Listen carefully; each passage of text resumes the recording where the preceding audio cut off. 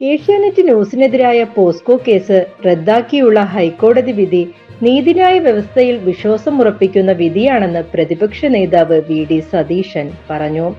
ആഭ്യന്തര വകുപ്പിന്റെ ചുമതലയുള്ള മുഖ്യമന്ത്രി പിണറായി വിജയൻ പൊതുസമൂഹത്തോടും ഏഷ്യാനെറ്റ് ന്യൂസിനോടും മാപ്പ് പറയണമെന്നും വി.ഡി. സതീശൻ ആവശ്യപ്പെട്ടു.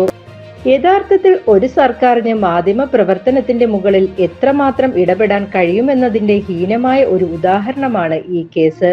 ഏകാധിപത്യ ഭരണകൂടത്തിൽ മാധ്യമങ്ങളെ അടിച്ചമർത്താൻ നടത്തുന്ന ശ്രമങ്ങൾക്കെതിരെ വാതോരാതെ സംസാരിക്കുന്നവരാണ് നമ്മൾ. ഏഷ്യാനെറ്റ് ന്യൂസിനെതിരായ കേസ് അതിന്റെ വെറുമൊരു ഭാഗം മാത്രമാണെന്നും വി.ഡി. സതീശൻ പറഞ്ഞു. ഏഷ്യാനെറ്റ് ന്യൂസ് സതുദ്ദേശത്തോടെ കൊടുത്ത ഒരു വാർത്തയാണതെന്നാണ് നിയമസഭയിൽ താൻ ഉന്നയിച്ചത്. ലഹരി വിരുദ്ധ പ്രചരണത്തിന്റെ ഭാഗമായി നൽകിയ വാർത്തയാണത്. ഇന്ന് കേരളം നേരിടുന്ന ഏറ്റവും വലിയ വെല്ലുവിളിയാണ് ലഹരി മരുന്നിന്റെ വ്യാപനം. ഇന്നിപ്പോൾ എല്ലാ മാധ്യമങ്ങളും ലഹരിക്കെതിരെ പ്രചരണവുമായി രംഗത്തിറങ്ങിയിട്ടുണ്ട്. അത് മുന്നിൽ കണ്ട് നേരത്തെ തന്നെ ഉത്തരവാദിത്തത്തോടെ ഏഷ്യാനെറ്റ് ന്യൂസ് ആ ദൗത്യം ഏറ്റെടുക്കുകയായിരുന്നു. ആ വാർത്ത വളച്ചൊടിച്ച് കേസെടുക്കുന്ന നിലയിലേക്ക് എത്തി. അതോടൊപ്പം ഏഷ്യാനെറ്റ് ന്യൂസിന്റെ ഓഫീസിലേക്ക് മാർച്ച് നടത്തി പ്രശ്നമുണ്ടാക്കി.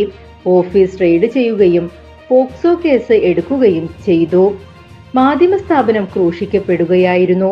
നേതൃത്വത്തിലുണ്ടായിരുന്നവർ അപമാനിക്കപ്പെട്ടു.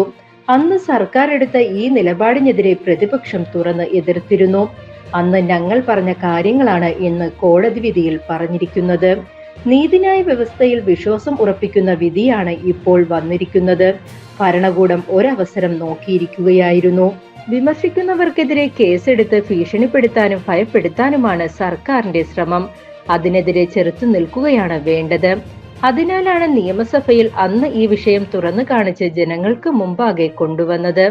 പോക്സോ പോലുള്ള കേസ് ദുരുപയോഗം ചെയ്ത് മാധ്യമ സ്വാതന്ത്ര്യത്തിന്റെ കടക്കിൽ കത്തിവെക്കുന്ന നടപടിയാണ് സർക്കാരിന്റെ ഭാഗത്തു നിന്നും ഉണ്ടായത്. പൊതുസമൂഹത്തോടും ഏഷ്യാനെറ്റ് ന്യൂസിനോടും ആഭ്യന്തര വകുപ്പിന്റെ ചുമതലയുള്ള മുഖ്യമന്ത്രി മാപ്പ് പറയണമെന്നാണ് പ്രതിപക്ഷം ആവശ്യപ്പെടുന്നതെന്നും വി.ഡി. സതീശൻ പറഞ്ഞു.